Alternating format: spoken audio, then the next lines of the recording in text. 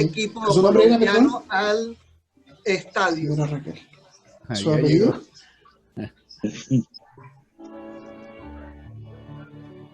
Un esmaltado.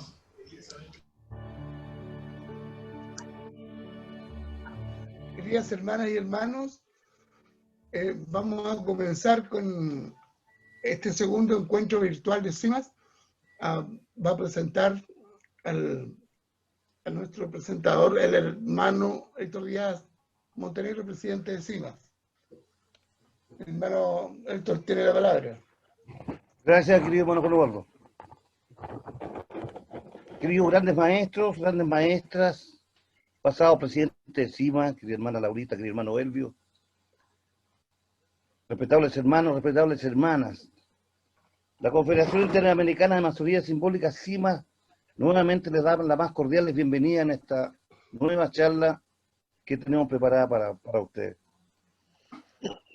Aprovechamos para agradecer a las hermanas Anca y Onela y a las hermanas de la Gran Logia Femenina de Rumania por la fraternidad que han tenido para poder ocupar esta plataforma permanentemente. Y quiero aprovechar también de desearle un feliz año a nuestra querida hermana pasada, presidenta de CIMAS, querida hermana Laurita Acuña de Nájera, quien está de cumpleaños, y un gran abrazo desde la distancia. Ya tendremos la oportunidad de abrazarnos personalmente. Y ojalá que se cumplan todos sus deseos y que vuestra madre esté en franca recuperación. Y en lo que estamos citados hoy día, que tenemos, ¿no es cierto?, la charla de nuestro querido hermano Raúl Renovisky, el surgimiento de la masonería especulativa. Nuestro hermano Raúl nació el 30 de noviembre de 1950. Estudió Administración de Empresas. Fue iniciado el 24 de mayo del 2003 en la respetable Logia Caribe Lodge número 15. Fundaron la respetable Logia Templarios del Oriente número 25, quien recibió la carta patente el 20 de agosto del 2005. Fue gran maestro de la Gran Logia del Caribe colombiano durante 3 periodos seguidos. Actualmente es pasado venerable maestro de la Logia Templarios del Oriente y gran secretario de Relaciones Exteriores de la Gran Logia del Norte de Colombia. Es miembro activo y delegado del Supremo Consejo Neogranadino del grado 33 del rito escocés antiguo y aceptado.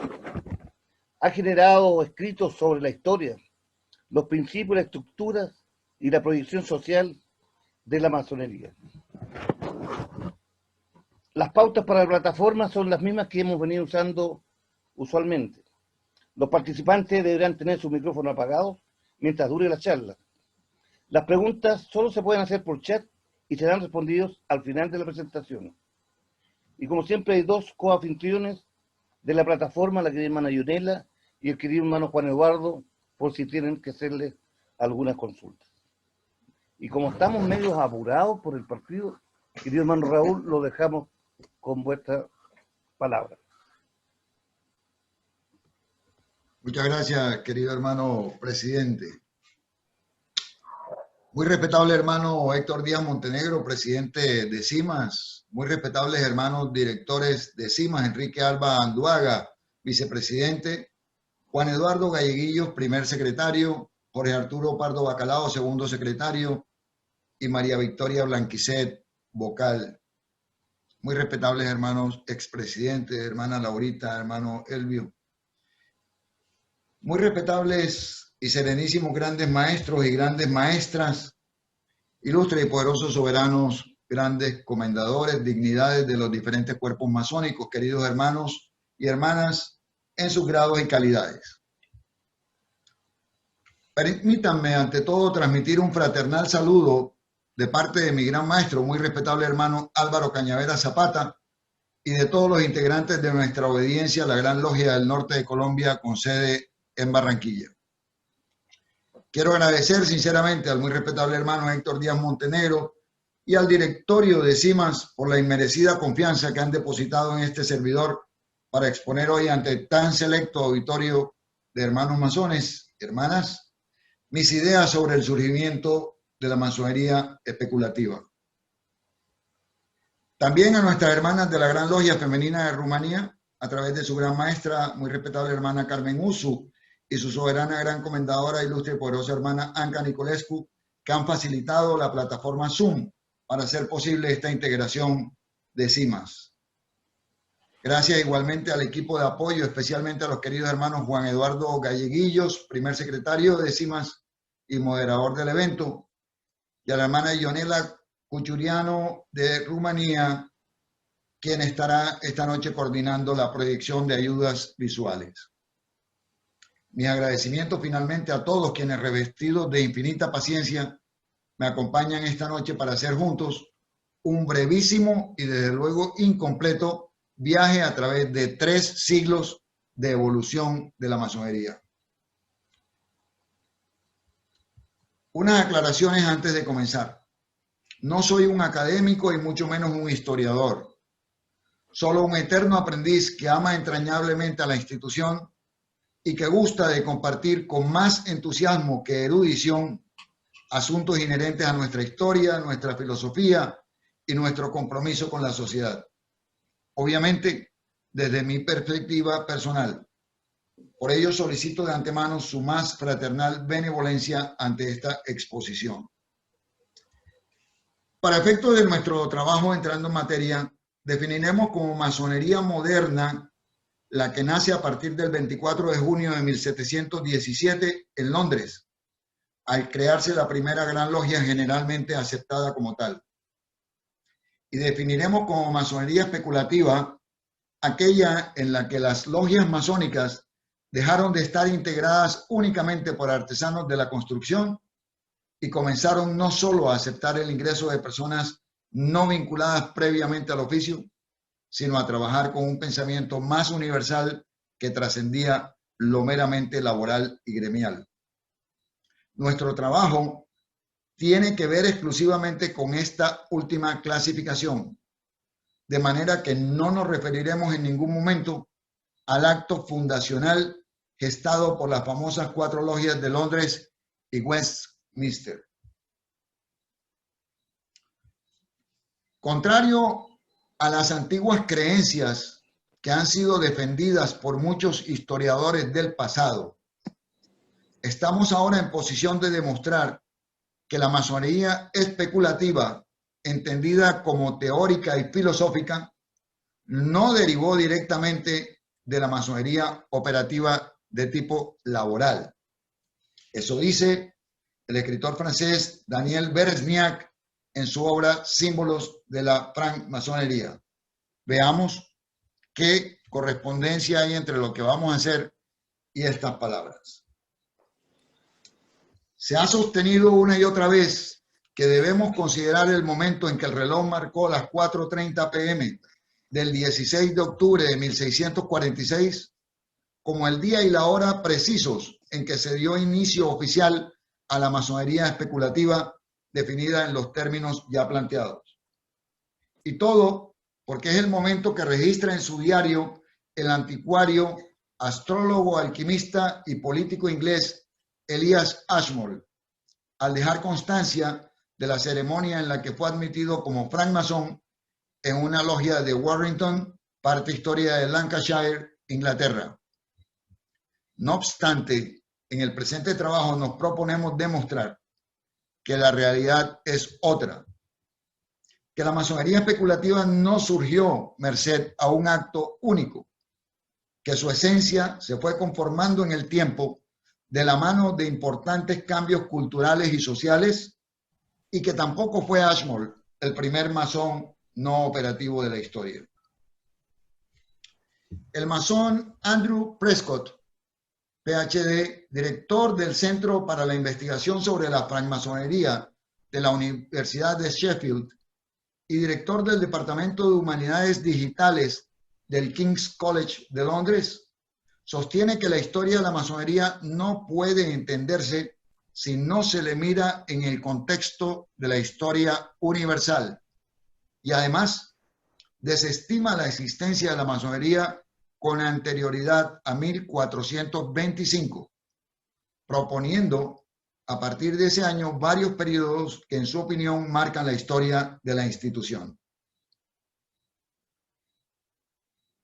Dice el masón argentino Eduardo Roberto Caley que el impulso de los constructores medievales estuvo a cargo de los monjes cristianos desde finales del siglo VII, pero que el verdadero despegue de la actividad de los constructores europeos se produjo a partir del establecimiento de la abadía de Cluny en el año 910. Por su parte, el historiador especializado en medioevo y vinculado a la Escuela de Altos Estudios de Ciencias Sociales de París, Jacques Le Goff, dice que al acercarse el tercer año que seguía al año 1000, o sea, 1003, se vio en casi toda la tierra reedificar los edificios de las iglesias, aunque la mayoría, bastante bien construidas, no lo necesitaban en absoluto. Una auténtica emulación impulsaba a cada comunidad cristiana a tener una iglesia más suntuosa que la de sus vecinos. Se hubiera dicho que el mundo se sacudía para despojarse de su vetustez y se revestía por todas partes con un blanco manto de iglesias. Comenzó a reemplazarse en los edificios más importantes y en primer lugar en las iglesias la madera por la piedra, dice Le Goff. Y al mismo tiempo, según señala el masón inglés A.G. Markham, durante los 100 años previos a 1176, cuando se inició la construcción del puente de Londres, es decir, durante un periodo que abarca los siglos XI y XII, se vivió un gran auge en las construcciones y reconstrucciones, tanto en esa capital como en el reino. Auge que involucró castillos, iglesias y murallas, lo cual marcó una época de gran demanda de masones, entendidos estos como los artesanos de la construcción. Aquellas obras fueron ejecutadas por hombres familiarizados con un tipo bastante avanzado de organización, tal como nos lo muestra el historiador belga Jean Dont, cuando relata que ya desde antes de terminar el primer milenio, había artesanos y mercaderes debidamente organizados que suscribían tratados con sus respectivas ciudades a fin de garantizarse ciertos privilegios. Nos dice que había inclusive graduación de derechos y obligaciones al interior de esas organizaciones y que los individuos así agremiados eran generalmente indisciplinados, proclives a celebrar banquetes acompañados de abundante bebida y que se regían por sus propias reglas, llegando incluso a no someterse al derecho público, sino exclusivamente a sus normas internas para dirimir sus litigios, aún los de orden jurídico. Tenían también tarifas de ingreso y una jerarquía escalonada. Artesanos italianos, griegos, franceses, germanos y flamencos, o sea, belgas, se agremiaron en una fraternidad de arquitectos que gestionó ante el Papa una bula que les concediera el privilegio de poder desplazarse por toda Europa para construir iglesias. Bula que les permitiría demostrar ante las autoridades de cada sitio al que llegaban no solo que eran hombres libres, sino que también eran hombres de buenas costumbres, toda vez que tenían una vida y un oficio lícitos reconocidos por la autoridad eclesial. El siglo XIII llegaría con grandes inundaciones entre 1221 y 1223, grandes heladas, pérdida de cosechas y una hambruna que se extendería desde 1233 hasta 1280, así como con un incremento del desplazamiento de masas pauperizadas, con la consiguiente inseguridad general. No es extraño, por tanto, que encontremos en 1248 un texto conocido como los Estatutos de los Canteros de Bolonia, que establece en su artículo 32: promulgamos y ordenamos que ningún miembro de la Unión puede tener un aprendiz que sea sirviente o que venga de otro condado. Los infractores serán multados, etc. Pocas veces los masones ahondamos en las razones que tuvieron aquellos canteros para establecer normas como esta en los antiguos documentos. Pero en este caso específico, mirando el contexto del incontrolable desplazamiento de aquellas masas empobrecidas al extremo, se puede deducir que había enorme dificultad al momento de verificar si un forastero era realmente un hombre libre y de buenas costumbres, al tiempo que resultaba vital en tales condiciones de escasez beneficiar en primera instancia a los naturales de cada localidad. Con este sencillo ejemplo, corroboramos la afirmación ya mencionada de Prescott con relación a que la masonería no puede entenderse si no se le mira en el contexto de la historia universal. Y eso es lo que vamos a hacer.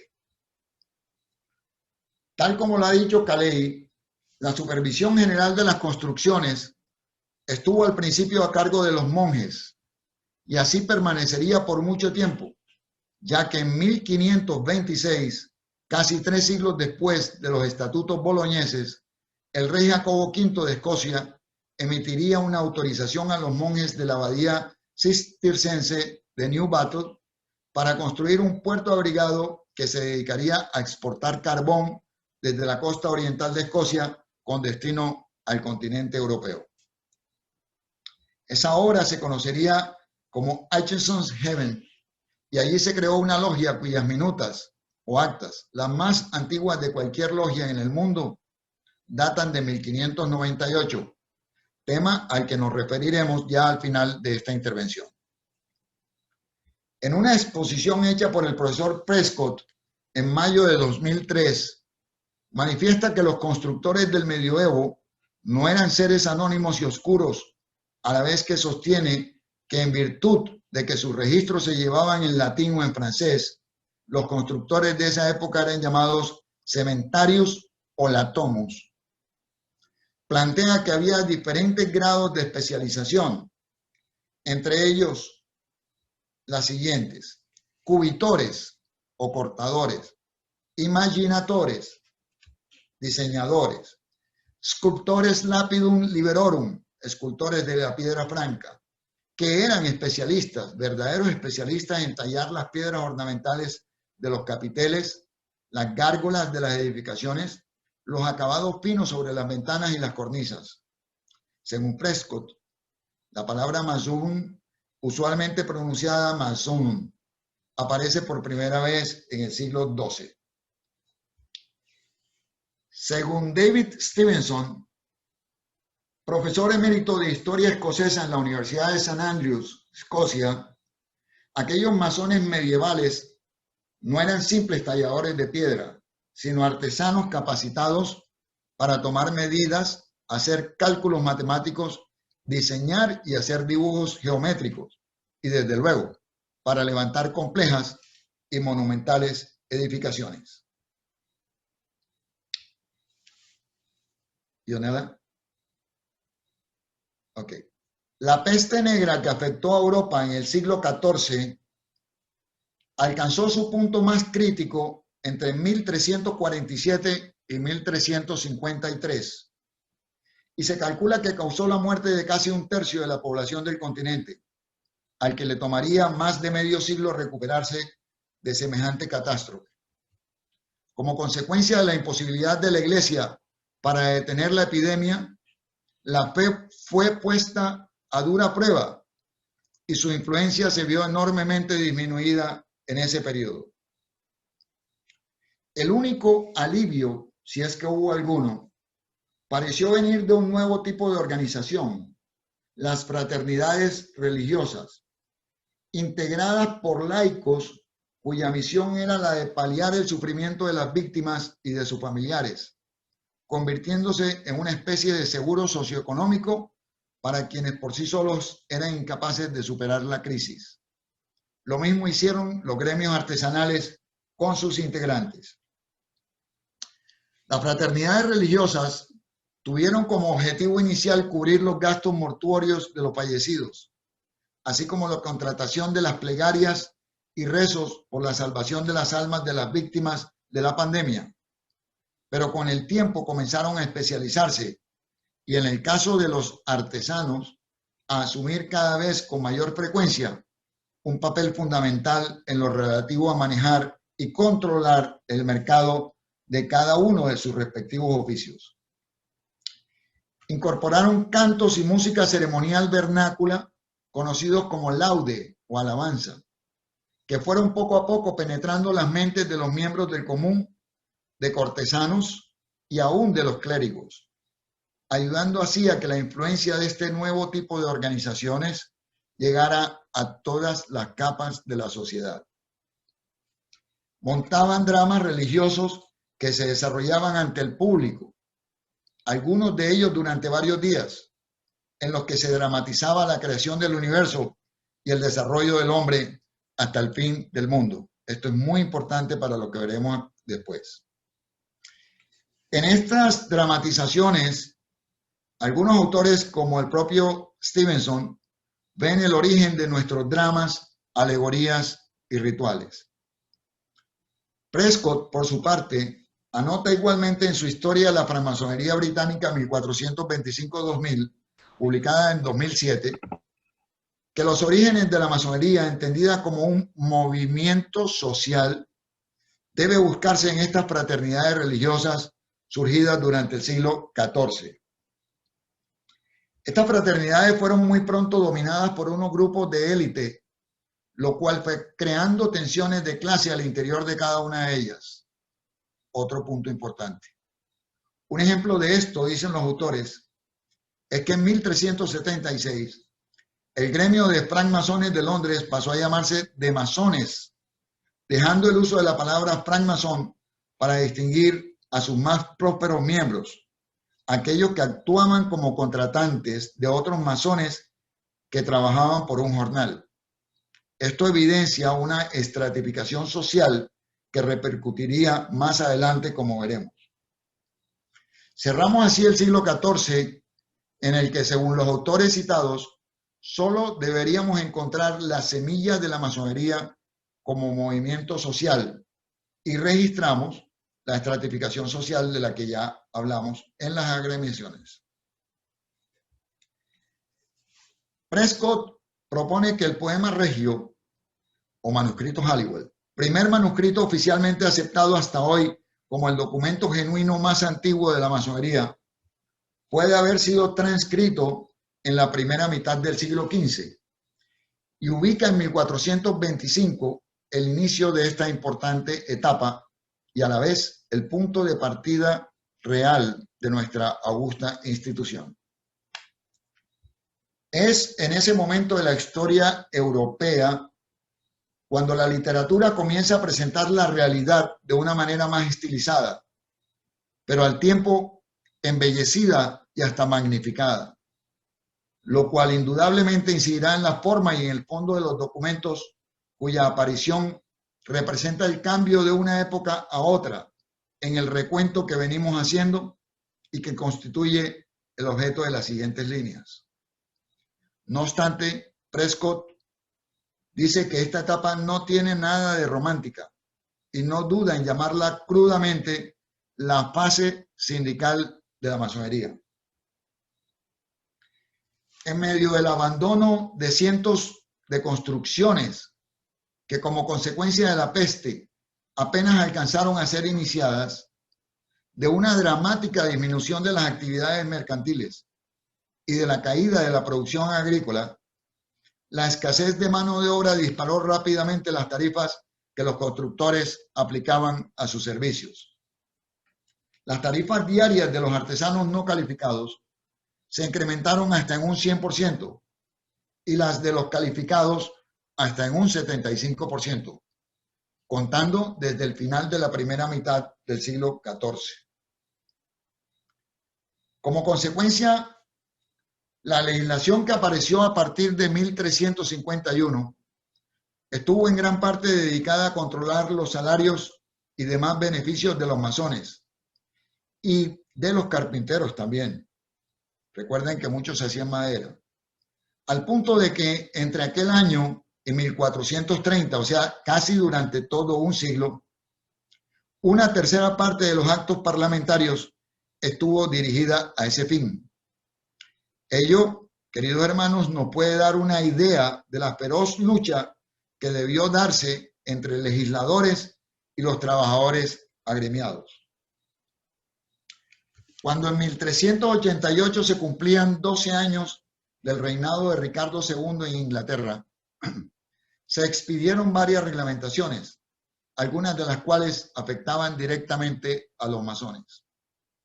El Parlamento sesionó durante 39 días en Cambridge y emitió 16 actos, 2 de los cuales vendrían a ser importante factor generador de los documentos que hoy conocemos como antiguos deberes u old charges.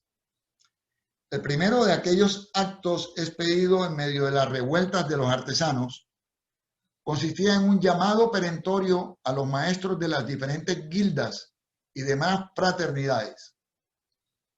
Se les combinaba a enviar al rey, en retorno de la directiva, un detalle de sus orígenes, su composición, o sea, sus integrantes, sus reglamentos y demás regulaciones internas.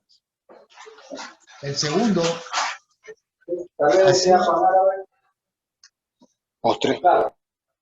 segundo hacía un llamado similar a los maestros de todas las sociedades espirituales o mistéricas y a los gremios para que procedieran inmediatamente de la misma manera. Hoy en día se conservan muchos de tales retornos, y así se llaman, en un número que supera los 6.000, lo cual constituye un valioso material de estudio que nos da una idea de la cantidad de hermandades que por entonces existían a lo largo y ancho del reino, sus propósitos, características y sobre todo su valor dentro de aquella sociedad medieval inglesa. A raíz de tan consistente ataque legislativo, entrado el siglo XV, las tarifas de los artesanos de la construcción no pudieron mantener la paridad de crecimiento de los precios de los productos, perdiendo los masones su tradicional poder adquisitivo. Según el abogado y diplomático norteamericano Frederick Stimson, llegado el año 1425, los derechos de los masones habían sido casi completamente suprimidos. En ese año fueron proscritas las reuniones anuales del gremio, así como también sus encuentros periódicos, bajo la indicación de ser violatorios de las normas laborales, por lo que quienes eran sorprendidos en esas actividades terminaban juzgados por tales delitos y condenados a prisión indefinida sin derecho a conmutaciones de ningún tipo. Incluso se les cancelaron los permisos para el uso de comedores comunitarios y las pocas reuniones que llegaban a ser autorizadas contaban siempre con la presencia de las autoridades locales para asegurar que no derivaran en conspiración. Es en este contexto, dice Prescott, que debemos entender el origen de las leyendas y de los mitos de la masonería. Grupos de combativos jóvenes agremiados desarrollaron inicialmente las leyendas de que los masones habían recibido desde tiempos ancestrales y directamente de los primeros reyes la garantía de poder hacer sus reuniones anuales y de reunirse en comedores comunitarios, de manera que nadie podía prohibirles ahora esos derechos. Luego, reaccionaron contra la creciente estratificación dentro del gremio, algo que ya vimos, e idearon la figura de una hermandad al interior de la cual todos eran iguales. Y así aparecieron los dos primeros manuscritos, el Halliwell, o Poema Regio, y el Cook, uno en 1425 y el otro en 1450 o más o menos, cuyo punto central relata cómo un ficticio príncipe Edwin, hijo o hermano de un histórico rey Athelstan, les otorgó una patente a los masones poco antes de finalizar el primer milenio de nuestra era. En cuanto a las referencias bíblicas de las leyendas, es obvio que para la época cualquier acto público requería ganarse la benevolencia y la aprobación por parte del clero. Si analizamos bajo esta óptica los manuscritos históricos de la masonería, se puede constatar con facilidad que en lo fundamental todos hacen énfasis en aquellos puntos sensibles para los artesanos de la época, como el derecho a hacer sus fiestas anuales, a reunirse en comedores comunitarios, el derecho a salarios justos, el pago del día de descanso, el derecho a tener su propio sistema de justicia, lo ancestral de las normas del oficio y otros temas similares.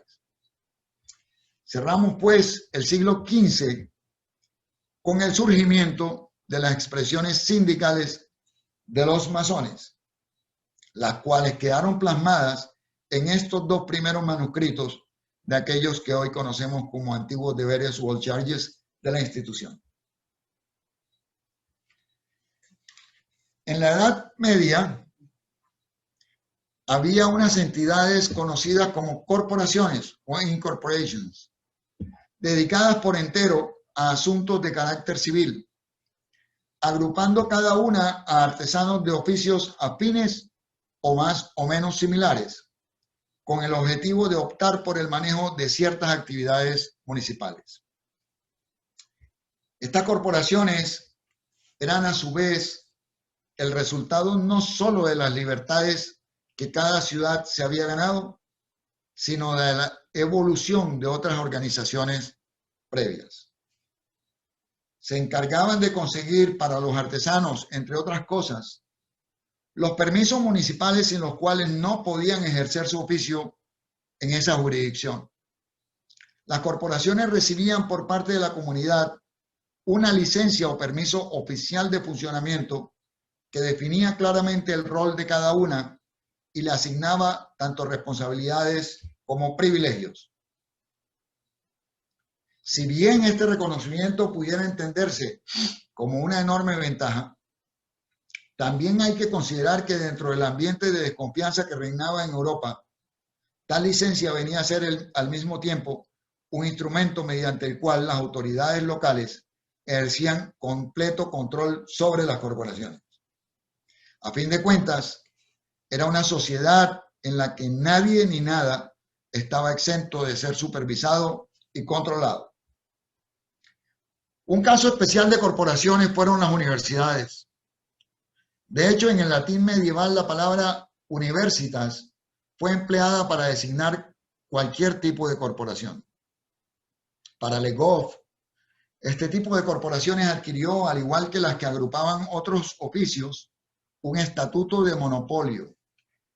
En este caso, recibían el permiso para enseñar y para el otorgamiento de los grados universitarios, que permitían a sus miembros ascender a alguien del grado de estudiante al de maestro, y obtenían la autonomía jurisdiccional que les autorizaba para que el juicio de cualquier universitario implicado en un delito fuera adelantado exclusivamente por el rector.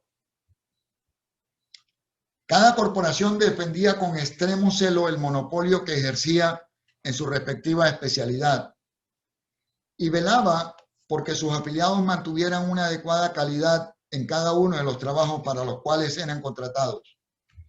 Invertían en propiedades comunes y auxiliaban a aquellos de sus miembros que enfrentaban dificultades. Se encomendaban a un santo patrono durante los tiempos previos a la reforma anglicana del siglo XVI y tuvieron asiento en todos los asuntos destacados de la parroquia una vez ya instaurada la reforma. Era usual que en una corporación típica los masones se vieran superados en número por otro tipo de artesanos y en algunas oportunidades esa relación llegaba a ser de un masón entre cada 4 miembros de la corporación.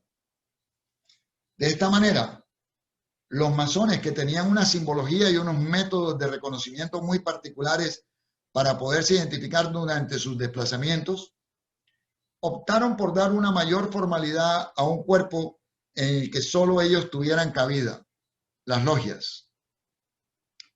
Los masones, con paciencia y dificultad, obtuvieron el permiso para crear estos nuevos cuerpos y manejarlos con cierta autonomía. Pero las autoridades, siempre celosas de cualquier tipo de reunión sobre la que no tuvieran absoluto control, les obligaron a aceptar un funcionario designado por la autoridad del lugar o en su defecto por la respectiva corporación. Ese funcionario era el diácono. La pregunta obvia que surge inmediatamente es, ¿podría ocurrir que el diácono seleccionado por una corporación en la que los masones estuvieran en minoría, como ya se anotó, resultase ser un artesano de un oficio diferente? Bueno, aunque no hay certeza sobre el asunto, tampoco es descartable que una mayoría de carpinteros, por ejemplo, impusiera a uno de sus miembros a las casi siempre pequeñas logias de masones. Pero esto es apenas una especulación y no hemos encontrado hasta el momento evidencia documentada sobre el asunto. En todo caso, los masones se mantenían como miembros de las corporaciones porque a través de estas lograban acceder a los beneficios que les ofrecía la comunidad, aún estando vigilados de manera permanente por las autoridades civiles. Mientras que por otro lado, al interior de las logias, podían desarrollar sus reuniones y ceremonias privadas más o menos a cubierto de cualquier supervisión externa, a menos que el diácono fuera de otro oficio. Pero aunque las logias pretendían tener el control absoluto de sus asuntos privados, la verdad es que solo manejaban parte del proceso, ya que, por ejemplo, el registro de aprendices era una función ejercida exclusivamente por las corporaciones o por las autoridades civiles, mientras que solo su aceptación como miembro de la logia ocurría cuando, por decisión autónoma de esta, 2 o 3 años después de que hubieran sido registrados por la corporación.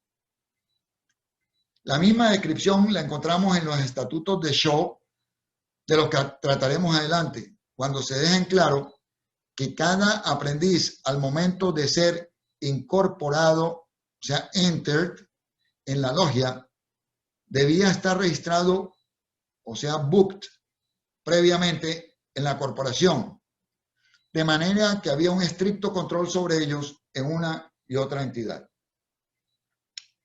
En estos procedimientos encontramos la explicación para la expresión anglosajona entered apprentice, que solemos traducir únicamente como aprendiz, pero que en realidad encierra un concepto mucho más complejo de lo que usualmente suponemos, como puede deducirse de lo antes expuesto. Muy importante viene a ser que la logia otorgaba a sus miembros el grado de compañero como nivel máximo, porque si bien ya más adelante consideraron el título de maestro a quien la presidía, ese título o grado otorgado por la logia era meramente simbólico y no les permitía actuar por su propia cuenta como directores de una obra. En cambio, la corporación les daba con el tiempo el rango de maestros o masters, que sí les otorgaba dicho privilegio. Naturalmente, este rango no era un grado en la corporación, pero a la larga resultaba de mayor valor y a fin de cuentas representaba otra imposición nociva para las logias, que veían así mermada su propia importancia a los ojos no solo de sus miembros, sino de terceros. Precisamente, las rivalidades que esta desigual competencia trajo marcaron el paulatino declive de la cooperación entre logias y corporaciones. Era tan tenso el ambiente en razón de la supervisión que inicialmente de manera esporádica, pero luego casi de manera permanente, los miembros de las logias optaron por reunirse fuera de los límites jurisdiccionales de la comunidad en la que residían, con el fin de evitar la intromisión de las autoridades o de sus delegados. Los sitios de reunión generalmente distaban una jornada del epicentro comunitario y así comenzaron a reunirse en las más altas de las montañas y en el más profundo de los valles, lejos del canto del gallo y del ladrido del perro. Resulta entonces claro que las logias no nacieron como organizaciones libres, sino como grupos férreamente controlados por las corporaciones y por las autoridades civiles. Continuaban teniendo un carácter netamente operativo, claro, pero ya las fraternidades religiosas nacidas con la peste les habían aportado un nuevo espíritu que se podría considerar como el primer factor de cambio cualitativo, como ya vimos. Y un segundo factor cualitativo fue sin duda la necesidad de trabajar alejados de intrusos, es decir, a cubierto. Analicemos ahora las causas de la evolución que tendría el concepto de logia en los 2 siglos siguientes.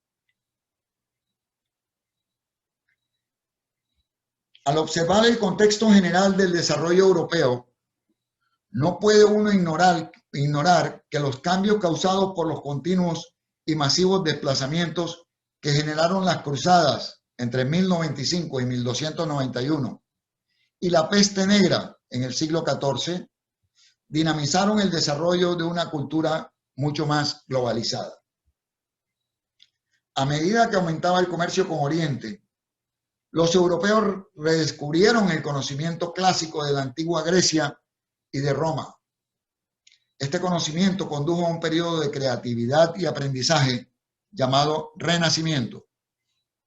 Surgió también un nuevo enfoque en el individuo, contribuyendo a nuevas ideas sobre la religión. Y estas ideas provocaron una lucha interna en el cristianismo, conocida como la Reforma. Resaltemos que estos 2 acontecimientos históricos habrían de influir en gran medida y para siempre sobre la masonería, o sea, el Renacimiento y la Reforma. Abordaremos ambos con el fin de mostrar su decisiva influencia sobre nuestra institución. Al hablar de Renacimiento, nos referimos a un movimiento cultural que se produjo en la parte occidental del continente europeo durante los siglos XV y XVI, movimiento al que se ha considerado una etapa de transición entre el final del medioevo y los albores de la modernidad. Ya desde mediados del siglo XIV, Florencia se había convertido en el principal centro financiero e industrial de Europa. Los banqueros florentinos no solo prestaban dinero a monarcas tan poderosos como los de Inglaterra y Francia, sino que el Banco Medici, el más grande de su época en el continente, creó y llevó a la práctica por primera vez el sistema de contabilidad doble, separando en sus libros los créditos y los débitos, o sea, depósitos y retiros. Los banqueros florentinos, junto con los de Pisa, Verona y Génova, iniciaron desde el siglo XIV la emisión y compraventa de títulos o bonos gubernamentales, algo que fue posible solo gracias a que estas ciudades-estado estaban regidas no por un monarca voluble, autocrático o iletrado, sino por consejos de ciudadanos adinerados, influyentes y con un agudo sentido financiero y comercial. A partir del siglo XII, Florencia había adquirido especial preponderancia en el campo de las artes, y no es raro que precisamente teniendo a esta ciudad-estado como epicentro, la pintura, la escultura y la arquitectura dejaran atrás su pesado antecedente dogmático monacal y lograran dar en los siglos XV y XVI impulso a un nuevo movimiento cultural que desde Florencia se expandió al resto del continente europeo. Por lo general nos quedamos anclados en la idea de que el Renacimiento debe asociarse única y exclusivamente, discúlpeme, a lo que consideramos bello a la luz de nuestros sentidos, es decir, a la pintura, la escultura, la arquitectura y quizá en menor grado la literatura. Dejamos de lado entonces lo que equivocadamente consideramos su faceta oculta u oscura, entendiendo por ello las incursiones en astrología, magia, alquimia y filosofía neoplatónica, por solo citar algunos de tales aspectos. No obstante, lo cierto es que esta segunda parte de aquel movimiento legó mucho de su pensamiento a la masonería, y entre tales particularidades sobresalen y han permanecido entre nosotros algunas que veremos de manera muy somera a continuación. La primera fue la convicción de que el hombre era capaz de entender el mundo que le rodeaba y, mucho más importante, que podía llegar hasta cierto punto a alterarlo, cimentando así una nueva perspectiva de su propia posición en el universo. Estos conceptos fueron tomados del neoplatonismo, escuela filosófica y mística surgida en Alejandría, al norte de Egipto, durante los siglos II, III y IV, y se fundamentaban en el principio de que todo lo existente es parte de una unidad absoluta de la que surgen todas las realidades y a la que finalmente tienden a retornar. La segunda, derivada de la anterior, es que ya no se continuó pensando en la materia universal como algo estéril o inanimado, sino como un organismo vivo, dinámico y cambiante. En razón a su esencia superior, todo lo existente se visualizó como parte de una vasta red de fuerzas espirituales con relaciones de correspondencia entre unas y otras, coexistentes en diferentes niveles que a partir del antiguo esquema neoplatónico griego se llamaron micro y macrocosmos. Estas dos primeras particularidades resultan de vital importancia para entender el posterior desarrollo de la espiritualidad y la ritualidad masónicas. Un tercer legado renacentista a nuestra institución fue sin duda alguna la alquimia, cuyo momento de mayor auge se presentó en los años inmediatamente anteriores y posteriores a 1600, coincidiendo con el cambio de siglo. Fue tal el arraigo de la alquimia entre las mentes más liberales e inquietas del momento, que su estudio fue descrito como la mayor pasión de la edad en Europa Central. El principal aporte en esta materia no puede buscarse, como equivocadamente algunos lo hacen, en la grosera búsqueda de convertir metales básicos en metales preciosos, sino en lo que el historiador británico Robert Weston describe como la búsqueda de un renacimiento moral y espiritual de la humanidad, algo que es común para nosotros.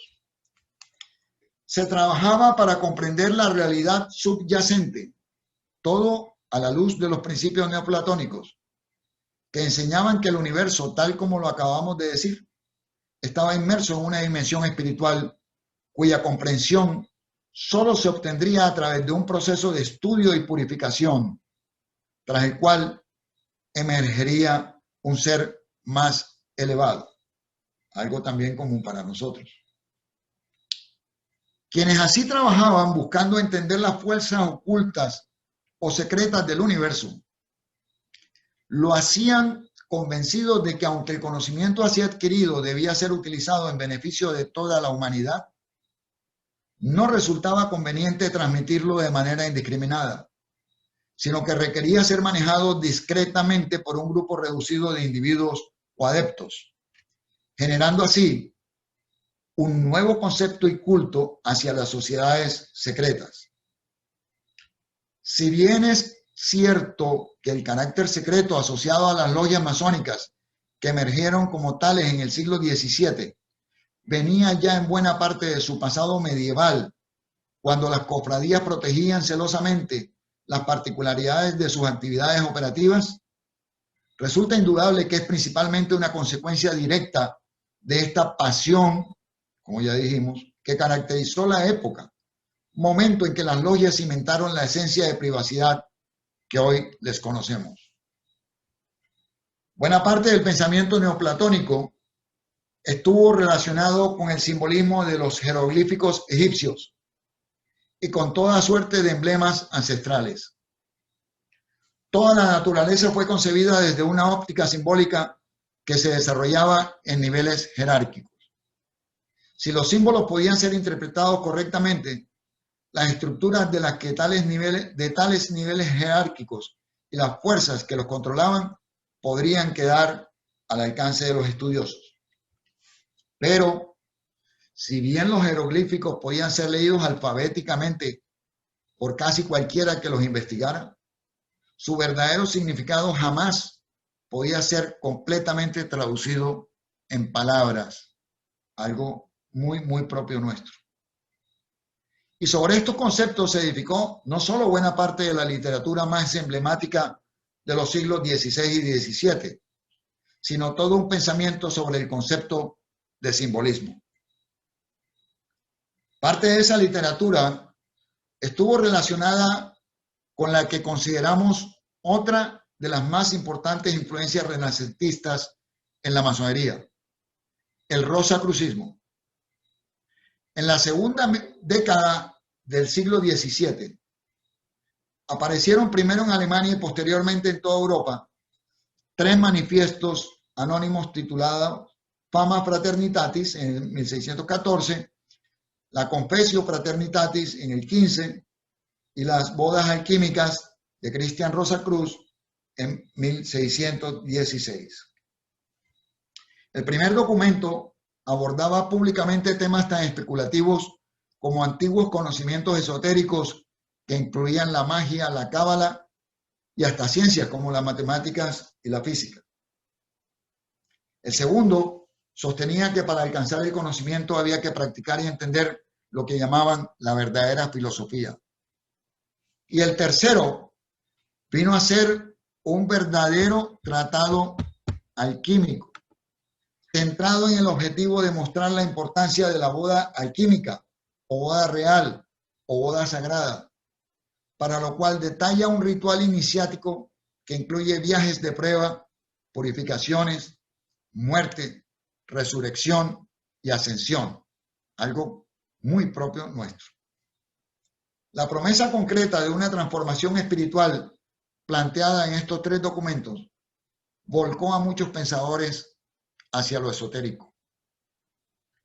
Todas estas ideas novedosas y especialmente las llevadas a escena por el rosacrucismo continuaron moldeando de manera importante el pensamiento de quienes integraban las logias masónicas a finales del siglo XVI y comienzos del XVII.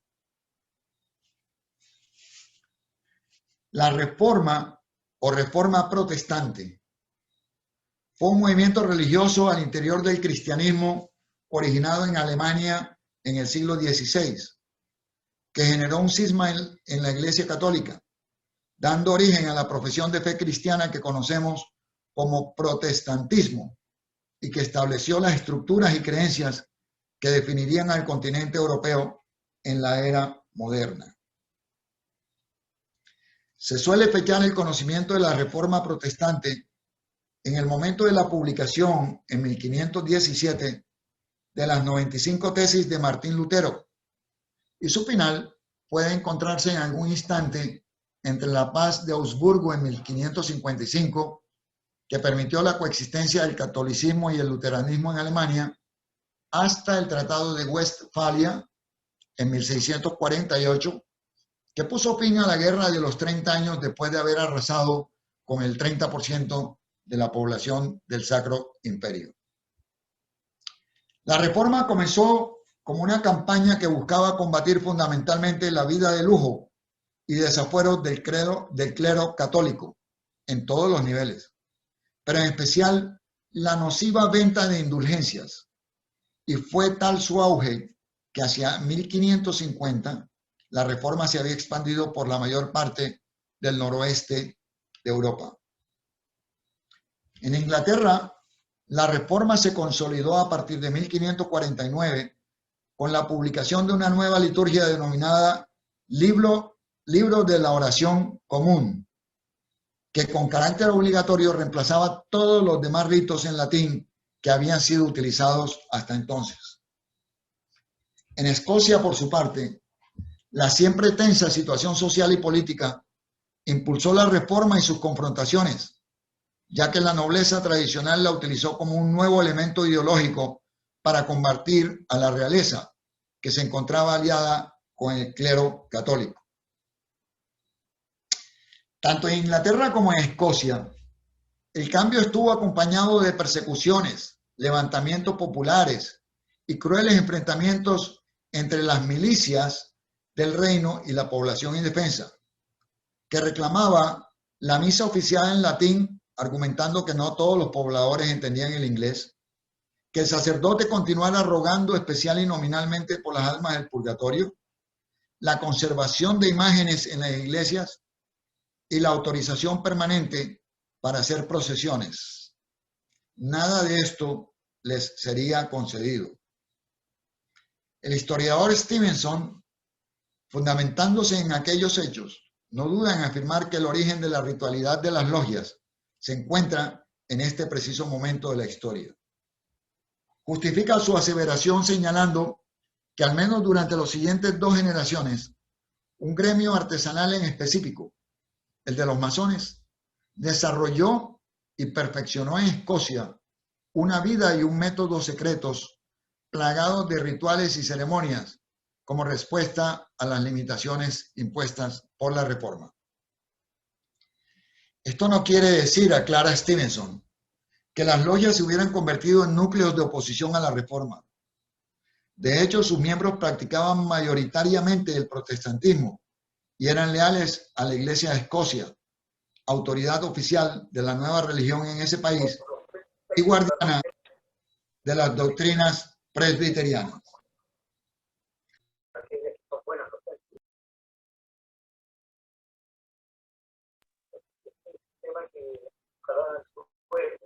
El micrófono.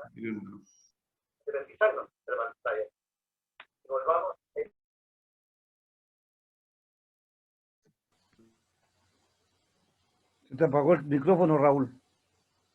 Se te apagó el micrófono. Ya, gracias. Lo que sucedió, dice, fue que quienes habían estado acostumbrados a todo un ritual público bajo la égida católica, ahora extrañaban esas prácticas proscritas, como ya dijimos, y buscaron la manera de mantener los rituales sin que llegara la logia a convertirse en un templo de culto. Pero ¿cuáles eran esas prácticas que les habían sido cercenadas? En primer lugar, dice el historiador, la doctrina religiosa básica de cada fraternidad había sido la creencia en el purgatorio, lo cual hacía necesario el pago permanente de misas y de la ejecución de rezos y plegarias para salvar a las almas de esa prisión temporal. El protestantismo había suprimido esa doctrina. En segundo lugar, las festividades de los santos patronos ya no podían ser celebradas debido a que el protestantismo se distingue especialmente del resto del cristianismo por su rechazo al culto de los santos y de las reliquias, lo que de paso terminaba con las grandes procesiones, a las que se tildó de ser símbolo de idolatría. La mayor parte de toda esta actividad social religiosa de las fraternidades quedó proscrita de un momento a otro, y por esa razón los masones idearon e implementaron los rituales al interior de sus logias, dándole a la masonería el sentido y la ritualidad que hoy la caracteriza. Aún en este punto, las logias seguían siendo operativas en cuanto a su membresía, pero de hecho habían dado otro paso muy importante hacia el concepto de especulativo, un aspecto que se oficializaría y se afianzaría unos pocos años después, como ya veremos. Comienza en este punto el que Prescott denomina el siglo escocés, debido al definitivo protagonismo que tendrían los masones de ese reino en la configuración de la masonería, tal como la conocemos hoy en día. El 19 de junio de 1566, la pequeña María Estuardo, reina de Escocia y única legítima heredera del rey Jacobo V, dio a luz un hijo a quien bautizó católicamente como Carlos Jacobo, ese mismo año. El 24 de julio del año siguiente, luego de sucesivos escándalos conyugales, María fue forzada a abdicar del trono escocés en favor de su hijo Jacobo, de apenas 1 año de edad, y tras un accidentado juicio político, fue decapitada el 8 de febrero de 1587. 3 años antes de la ejecución de María, en mayo de 1584, su infante sucesor, quien adoptó el nombre de Jacobo VI de Escocia, había sido declarado cabeza de la Iglesia y del gobierno por el Parlamento, siendo educado en la más severa disciplina calvinista. Jacobo fue rey de Escocia como Jacobo VI desde el 24 de julio de 1567 hasta su muerte el 27 de marzo de 1625, y rey de Inglaterra e Irlanda como Jacobo I desde el 24 de marzo de 1603, también hasta su muerte. De un gran fervor por las artes y la cultura, patrocinó escritores de la talla de William Shakespeare y Sir Francis Bacon, considerado este último el padre del empirismo filosófico y científico e introductor del género del ensayo en Inglaterra. Fue Jacobo un gran impulsor de la imposición del idioma inglés y de la estricta práctica del calvinismo, pero también del florecimiento cultural en ambos reinos, algo que sin lugar a dudas moldearía poco a poco el carácter de todos sus súbditos, conduciendo a Escocia y a Inglaterra hacia una importante expansión del pensamiento y del conocimiento. Este benéfico influjo cultural y organizacional permeó de manera muy particular a la masonería, como veremos enseguida. Dice Robert Lomas que hacia finales del siglo XVI el gremio estaba a punto de iniciar un desarrollo notable que lo haría diferente. Un hombre visualizó que algunos aspectos de la tradicional herencia masónica vinculaban una serie completa de tendencias en el pensamiento y la cultura de la época, y trabajó para introducirlos en la hermandad. Este avance, producto exclusivo de la masonería escocesa, habría de presentarse como un anuncio de los cambios que a partir de entonces se harían en la estructura de la masonería. Ese masón visionario fue William Shaw, nacido hacia 1550 en Clackmannan, cerca de la población escocesa de Stirling, cuyo padre había sido guardián de la cava de vinos del rey. Shaw logró conferirle una estructura estable a la francmasonería, respetando las antiguas tradiciones, pero introduciendo un código administrativo que no se había visto hasta entonces. Esa es la diferencia de los escritos de Shaw con respecto a los anteriores documentos que se consideran parte de los Old Charges. En otras palabras, formalizó un sistema que rige las logias masónicas hoy en día. El 21 de diciembre de 1583, Shaw fue nombrado maestro de obras del rey Jacobo VI de Escocia. 2 días después salió a la luz el manuscrito Grand Lodge número 1, que cronológicamente, entre los documentos británicos, le sigue al Regio o Halliwell y al Cook, pero a diferencia de estos dos, parece ser un texto originado en la logia de York. En este momento, dice Prescott, las leyendas de la masonería comenzaron a tomar un renovado ímpetu debido a la galopante inflación que volvió a presionar a las autoridades a controlar los salarios de los masones, porque fue en 1552 cuando los líderes de una huelga de trabajadores de la construcción fueron llevados a prisión en York. No nos detendremos ahora en el estudio de estos eventos.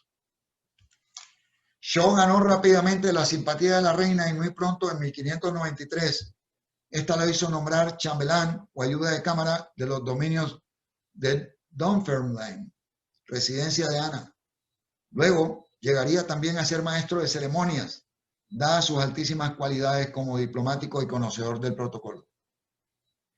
Esta fue una época asignada para él por la prosperidad.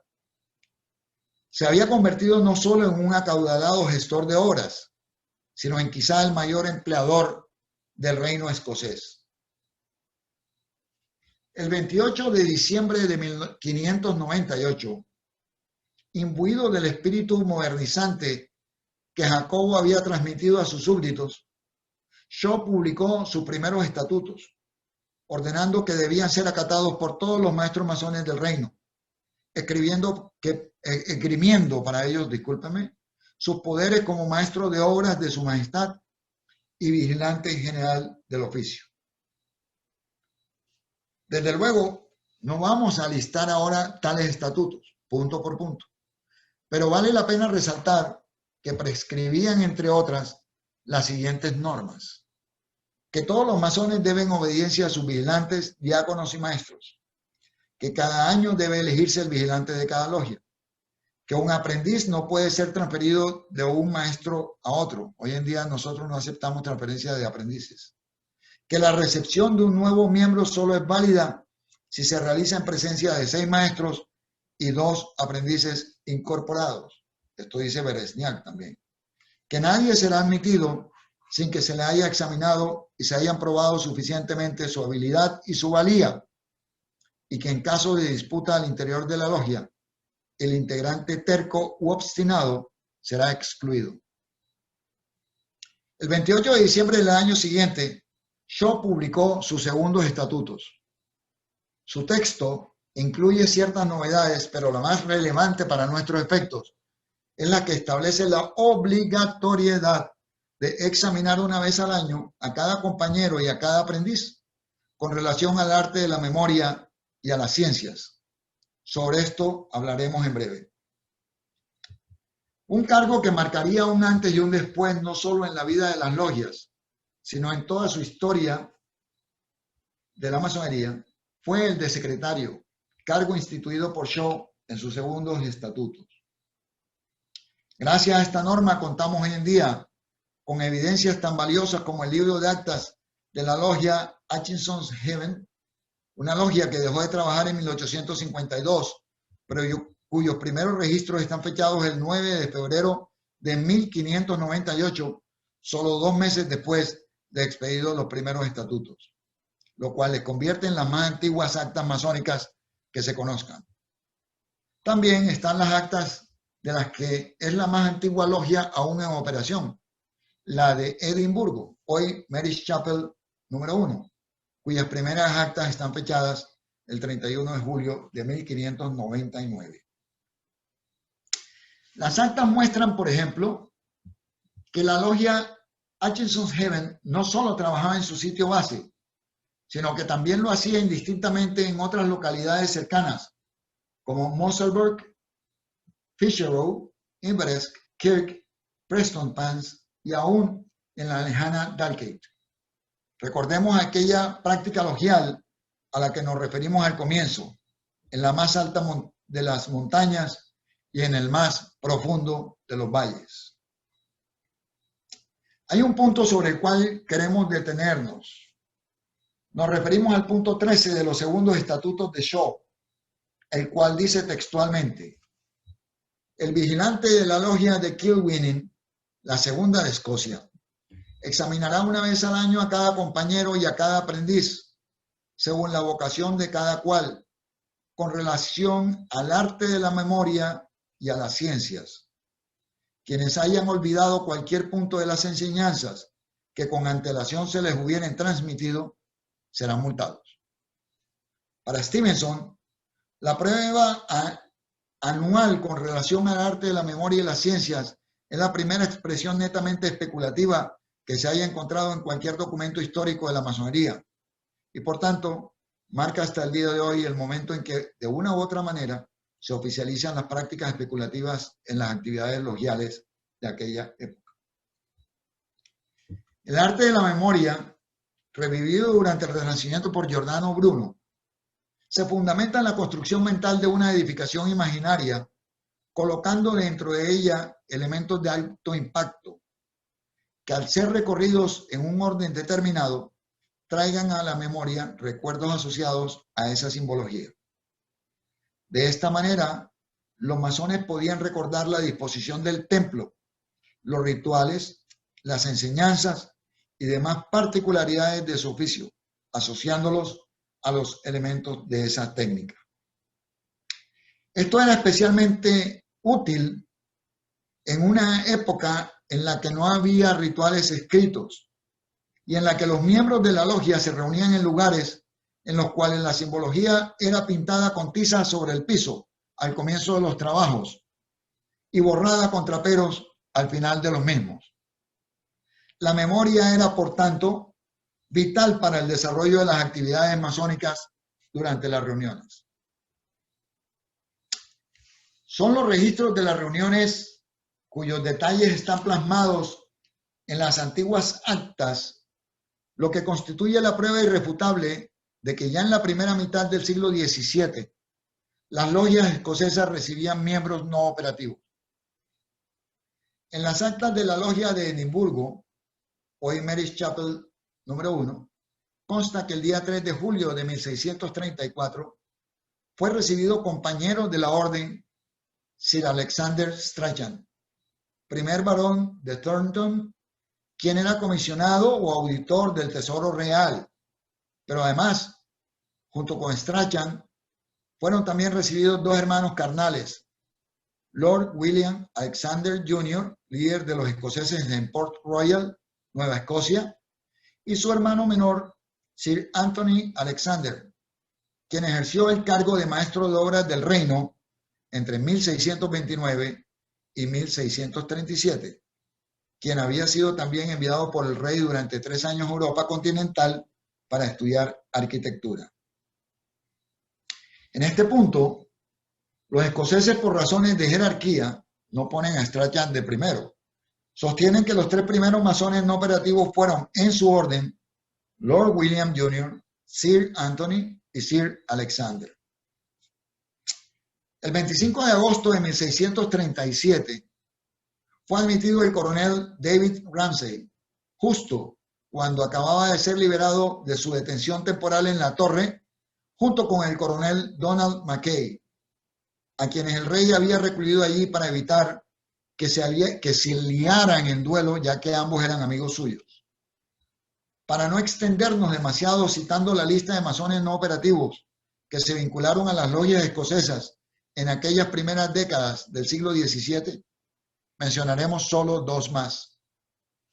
El primero de ellos es el general Alexander Hamilton, quien había servido en las filas militares suecas y danesas y se desempeñaba como general de artillería del ejército de los pactantes o Covenanters, y fue recibido en la logia de Edimburgo el 20 de mayo de 1640. El segundo es Sir Robert Moray, que al igual que otros oficiales del ejército de los pactantes, ingresaría en la masonería.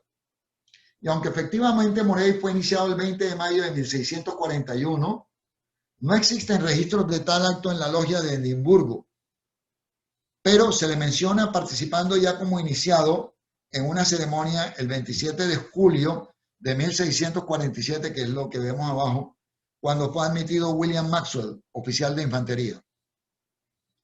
El hecho de que la logia de Edimburgo no tenga en sus actas la iniciación de Robert Moray el 20 de marzo de 1641 es explicada por el escritor, historiador y masón escocés Robert Cooper, al decir que si bien Moray fue iniciado en tal fecha, lo que de paso vendría a ser el primer registro de una iniciación en la masonería en suelo inglés, porque la logia estaba localizada al sur de la frontera.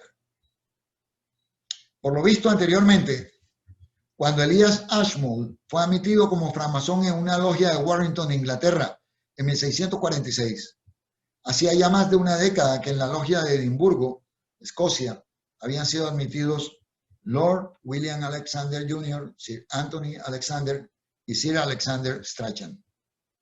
Y de igual manera, hacía poco más de 5 años que se había registrado la primera ceremonia de una iniciación en la masonería especulativa en suelo inglés, cuando ingresó el militar, estadista y diplomático, juez, espía y filósofo escocés Sir Robert Moray. Conclusiones. A manera de conclusiones, pudiéramos considerar algunos puntos relevantes en lo que se refiere a la historia de nuestra institución desde su primera semilla hasta el momento en que adquiere su carácter definitivo de masonería especulativa. Esos puntos, bajo la óptica de los autores consultados y desde luego de quien escribe, son: primero, los masones medievales no eran simples talladores de piedra, sino artesanos capacitados para tomar medidas, hacer cálculos matemáticos, diseñar y hacer dibujos geométricos, y obviamente para construir.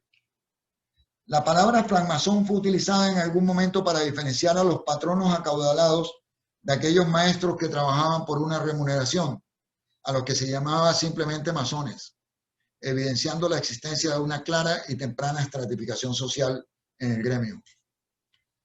Los orígenes de la francmasonería, entendida esta como un movimiento social, pudieran encontrarse en las fraternidades religiosas que florecieron durante la peste a mediados del siglo XIV. Los antiguos deberes u old charges son en realidad una serie de documentos ideados, redactados y publicados a partir del primer cuarto del siglo XV, con el fin específico y profano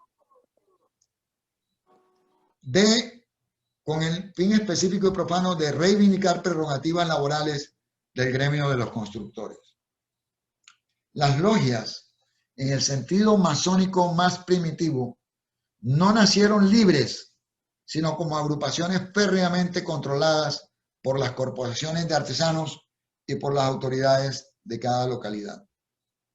La astrología, la magia, la alquimia, la filosofía neoplatónica y especialmente el rosacrucismo, surgidos todos del Renacimiento, moldearon de manera importante a finales del siglo XVI y comienzos del XVII el pensamiento de la sociedad en general y de quienes integraban las logias masónicas en particular, abriendo así el compás de la intelectualidad hacia lo que sería la masonería especulativa como entidad esencialmente privada, simbólica y espiritual. El origen de las logias en el sentido de su ritualidad interior parece encontrarse en el momento en que la Reforma protestante prohíbe las expresiones públicas de carácter religioso, como las procesiones, la veneración de los santos patronos de las agremiaciones, los ritos de paso como los funerales y las ofrendas subsiguientes al fallecimiento de unos de sus integrantes, constituyendo así otro factor impulsor de la futura masonería especulativa. Jacobo VI de Escocia y I de Inglaterra impulsó el florecimiento cultural de sus reinos, formando el carácter de sus súbditos y propiciando una importante expansión del pensamiento y el conocimiento durante la segunda mitad del siglo XVI y la primera del siglo XVII, un influjo intelectual y especulativo al que no sería ajena la masonería.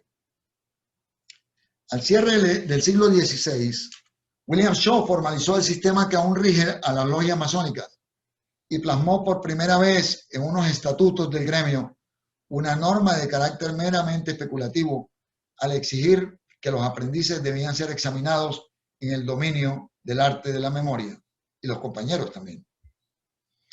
El arte de la memoria, revivido durante la última parte del siglo XVI por Giordano Bruno, jugó un papel muy importante en la acumulación de pilares que habrían de sostener el edificio de la masonería realmente especulativa. La inmediata adopción por parte de las logias de Escocia de las normas dictadas por Shaw en 1598 y 1599 nos ha permitido conocer las actas de las logias de la época y saber con exactitud el preciso momento en que las logias escocesas comenzaron a aceptar como miembros a personas no operativas. La primera evidencia documental del ingreso a una logia de 3 individuos no vinculados a las actividades operativas de la construcción la encontramos, como ya dijimos, en las actas de la logia de Edimburgo, en las que consta que el día 3 de julio de 1634 y en aquella ciudad escocesa fueron recibidos Lord William Alexander Jr., Sir Anthony Alexander, maestro de obras del rey, y Sir Alexander Strachan, auditor del Tesoro Real, convirtiéndose así en los primeros 3 masones no operativos de la historia escrita de nuestra institución. Por su parte, el primer indicio del ingreso de un masón no operativo en suelo inglés corresponde a la aceptación de Sir Robert Moray el 20 de mayo de 1641 en una logia escocesa localizada al sur de la frontera entre ambos reinos. Finalmente, hemos podido constatar que el paso de la masonería operativa a la masonería especulativa Fue un largo y lento, pero constante proceso que comenzó quizá con la aparición de la peste bubónica que asoló Europa Occidental en la primera mitad del siglo XIV y solo se concretó 3 siglos después, en las primeras décadas del siglo XVII. Queda una pregunta no resuelta. ¿Fue o no William Shaw miembro de una logia masónica? La realidad es que no existe hasta el día de hoy evidencia ni en un sentido ni en el otro. Toca seguir estudiando. Esta es la explicación del emblema de Sir Robert Murray que hemos mostrado a lo largo de la exposición. Esta es mi palabra. Muchísimas gracias, queridos hermanos y hermanas, por su enorme paciencia.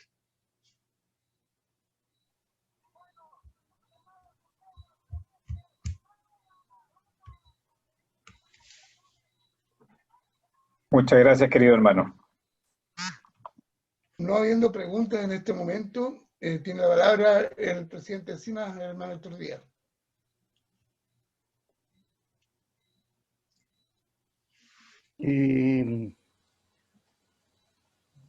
Queridos hermanos y hermanas, nuestro agradecimiento a todos vosotros por esta magnífica charla del querido hermano Raúl.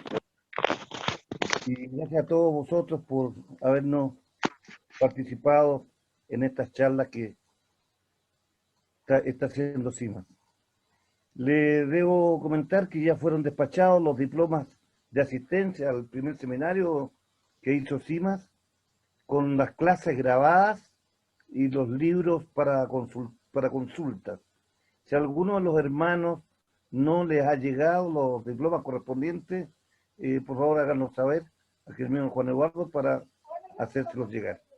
Le estaremos informando la próxima semana del nuevo ciclo que tendremos durante el mes de noviembre a todos los grandes maestros con las circulares correspondientes.